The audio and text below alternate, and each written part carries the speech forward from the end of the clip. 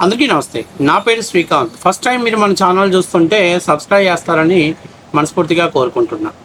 తమ్మినేని సీతారాం గారి అరెస్టు విషయంలో పోలీసులు అలసత్వం వహించారేమో అనిపిస్తుంది.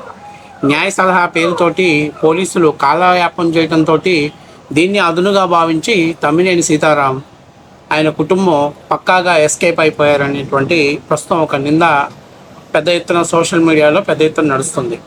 అయితే అందులో ముఖ్యమైనటువంటి విషయం ఏంటంటే తమ్మినేని సీతారాం లాంటి వ్యక్తిని స్పీకర్ చేసినటువంటి జగన్మోహన్ రెడ్డి గారు. ఎందుకంటే భారతదేశంలోనే ఒక కమీడియన్ ఒక వరస్ట్ స్పీకర్గా ఉండాల్సినటువంటి వ్యక్తికి కనీస క్వాలిఫికేషన్ కూడా లేనటువంటి వ్యక్తి ఈ తమ్మినేని సీతారాం. అతను స్పీకర్ అనేటువంటి స్థానాన్ని మర్చిపోయి తన స్థాయిని మర్చిపోయి ప్రవర్తించిన సందర్భాలు కోకొల్లలుగా ఉన్నాయి. అలాంటి వ్యక్తి బహిరంగంగానే గతంలో చాలా మేధస్సు కలిగినటువంటి వ్యక్తి, బాగా ఆలోచన కలిగినటువంటి వ్యక్తి. కానీ ఎప్పుడైతే జగన్మోహన్ రెడ్డి గారి తోటలోకి వెళ్ళాడో, మన పెద్దోళ్ళు మనకు సామెత చెప్తారు, తులసి సింకులో పోతే తీర్థం అవుతుంది, అవునా?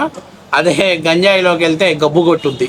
అట్లాగే అంత పరిమళం కలిగినటువంటి వ్యక్తి, అంత మేధస్సు కలిగినటువంటి వ్యక్తి, అంత ఆలోచన కలిగినటువంటి వ్యక్తి, అంత అనర్గళంగా మాట్లాడగలిగినటువంటి వ్యక్తి వైఎస్ఆర్సీపీ పార్టీ అనేటువంటి ఒక స్క్రాప్ పార్టీలో చేరిన తర్వాత ఆయన కూడా ఆ పార్టీలోనే అత్యంత వరస్ట్ స్క్రాప్ పర్సన్గా మిగిలిపోయినటువంటి మాట వాస్తవ విషయం. అయితే గతంలో 2019లో అధికారంలో చేపట్టిన తర్వాత ఆయన అధికార మదంతో విచ్చలవిడిగా మాట్లాడాడు. అసలు స్పీకర్ చైర్కే మచ్చదెచ్చే విధంగా అతను ప్రవర్తించి ఒక వైసీపీ నాయకుడిగా వ్యవహరించాడు. గతం తాలూకా ఆయన అధికారంలో ఉన్నప్పుడు విర్రవీగినటువంటి ఒక వీడియో నేను మీకు ఇప్పుడు చూపిస్తాను, చూడండి.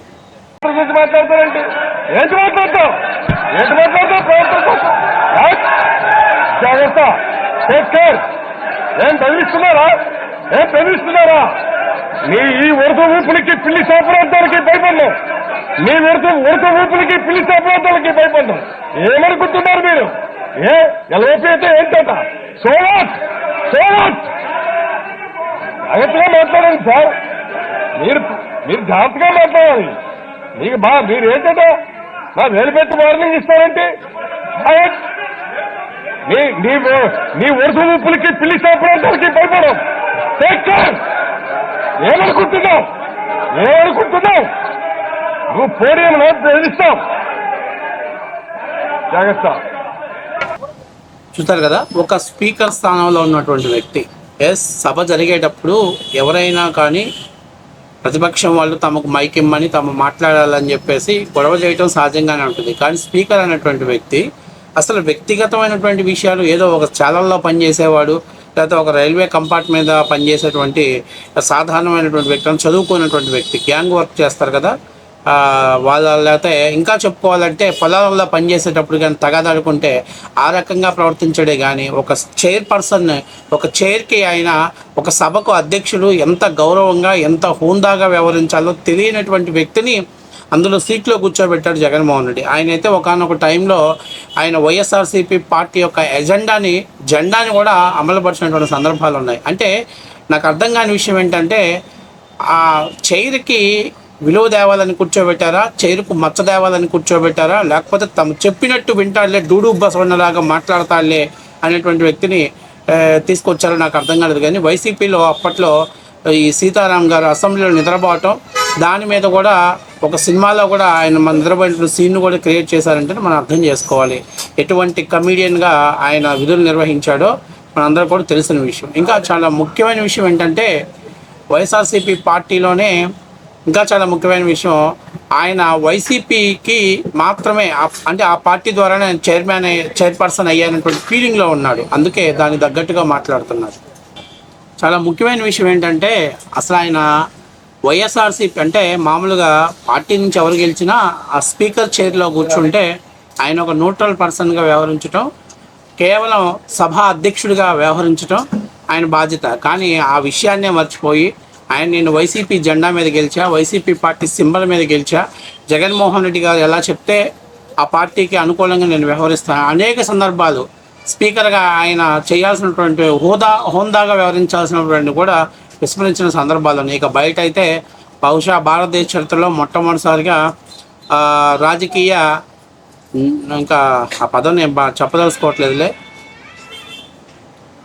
ఎందుకంటే ఆయన చెప్పాడు పాపం రాజకీయ లా అని చెప్పి లకారాలతో మొదలుపెట్టినటువంటి మొట్టమొదటి బహుశా భారతదేశ చరిత్రలో మొట్టమొదటి స్పీకర్ ఎవరైనా అంటే తమ్మినేని సీతారాం గారు వస్తారు.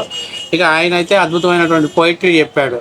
వస్తున్నాయి జగన్నాథ రథ చక్రాలు, జగన్నాథ రథ చక్రాలు అంటే మొత్తం ఏంటయ్యానంటే ఒక సర్క్యులేట్ మొత్తం చెక్ చేస్తే ఒక కామెడీ బఫూన్ లాగా మిగిలిపోయాడు ఆయన. స్పీకర్గా ఎక్కడ ఆయన బాధ్యతలు నిర్వహించలేకపోయాడు.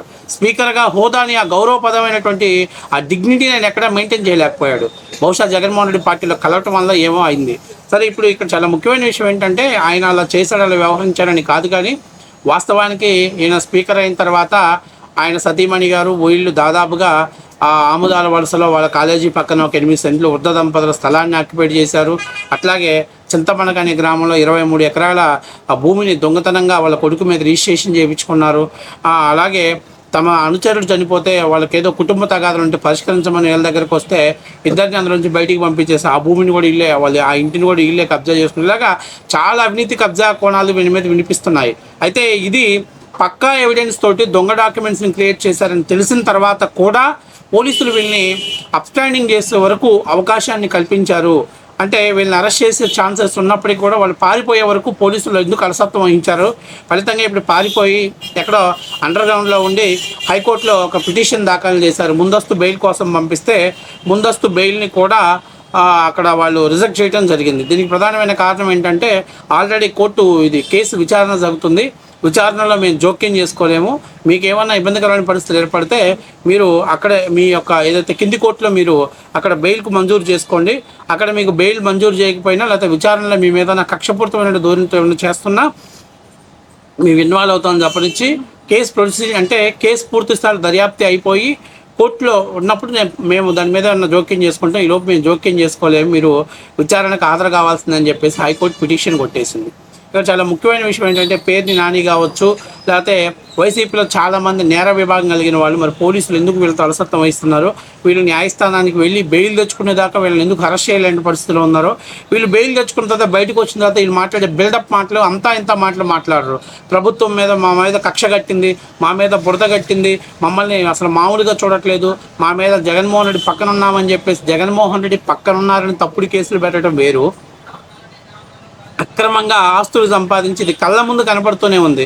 బతికున్నటువంటి వ్యక్తిని చనిపోయినట్టు సర్టిఫికేట్ పుట్టించడం, చనిపోయిన వ్యక్తికి ఒకటే కూతురు ఉందనేటువంటి ఒక ఫేక్ డాక్యుమెంట్ క్రియేట్ చేయడం, ఇవన్నీ కళ్ళ ముందు కనిపిస్తున్నా కూడా వీళ్ళు ఇంకా ఇలా మాట్లాడుతున్నారు, ఇలా చెప్తున్నారంటే బహుశా ఈ యొక్క అధికారుల దగ్గర ఉన్నటువంటి నడసత్వం వాళ్ళకి అవకాశం కల్పించే అవకాశం ఎక్కువగా వస్తుంది. సో మొత్తం మీద కోర్టులో వేసినటువంటి దాన్ని కూడా కోర్టు పిటిషన్ కొట్టేసింది, వాళ్ళు వేసిన పిటిషన్ తిరస్కరించింది, మేము జోక్యం చేసుకోలేమని కూడా ఖరాఖండిగా చెప్పేసింది. అంటే ఇప్పుడు వీళ్ళకి ఎట్టి పరిస్థితుల్లో పోలీస్ స్టేషన్లో లొంగిపోవాల్సిన పరిస్థితి ఏర్పడింది, లేదా కోర్టులో లొంగిపోవాల్సిన పరిస్థితి ఏర్పడింది. అంటే ఇంత ఫ్రాడ్ కళ్ళ ముందు కనపడుతున్నా, ఇంత దరిద్రమైనటువంటి పని చేస్తున్నా నేను సాక్షిలో చూశాను. ఎక్కడ తమ్మినేని ఎపిసోడ్ వేస్తారేమని, తమ్మినేని ఎపిసోడ్ ఎక్కడా వేయలేదు. రేపొద్దున జగన్మోహన్ రెడ్డి గారు మా మీద రాజకీయ కక్షతోటే మా వాడిని అరెస్ట్ చేశారని చెప్పి మాట్లాడొచ్చేమో, లేకపోతే చిన్నపిల్లాడు ఏదో ముచ్చటపడి ఆ స్థలం నచ్చింది అందుకని రిజిస్ట్రేషన్ చేయించుకున్నాడు అంత మాత్రం చేత అరెస్ట్ చేస్తారని చెప్పి మాట్లాడినా కూడా ఆశ్చర్యపోవాల్సిన పని లేదు. నాకు చాలా విచిత్రమైందంటే దీని మీద పాపం మా కొమ్మినేని కానీ లేకపోతే మా సాక్షి ఈశ్వర్ కానీ డెబిట్ పెడతాడేమో చూద్దాం అనుకున్నా, కానీ ఎక్కడా కూడా అటువంటి ఎపిసోడ్ పెట్టినప్పుడు దాఖలాలు లేవు. సో ఎందుకంటే ఇది పక్కా ఎవిడెన్స్తో దొరికిపోయారు కాబట్టి దీన్ని కవర్ చేయలేనటువంటి పరిస్థితుల్లో వైసీపీ నాయకులు ఆల్రెడీ దీని మీద చేతులు ఎత్తేసారు. సాక్షి వాళ్ళు చేతులు ఎత్తేసిన మాట వాస్తవమే. ఇక మనోళ్ళు కోర్టులో లొంగిపోయిన తర్వాత కోర్టు ద్వారా బెయిల్ తీసుకోవటమే తప్ప నుంచి స్టేషన్ బెయిల్స్ కానీ లేకపోతే ముందస్తు బెయిల్ పొందే అవకాశాన్ని కూడా కోర్టు రద్దు దారులు కూడా మూసుకుపోయాయి. ఇక తప్పనిసరి పరిస్థితుల్లో ఒరిస్సాలో దాగొచ్చు, ఇంకోసారి దానుకోవచ్చు, అక్కడ దానుకున్నా కూడా బయటపడాల్సిందే.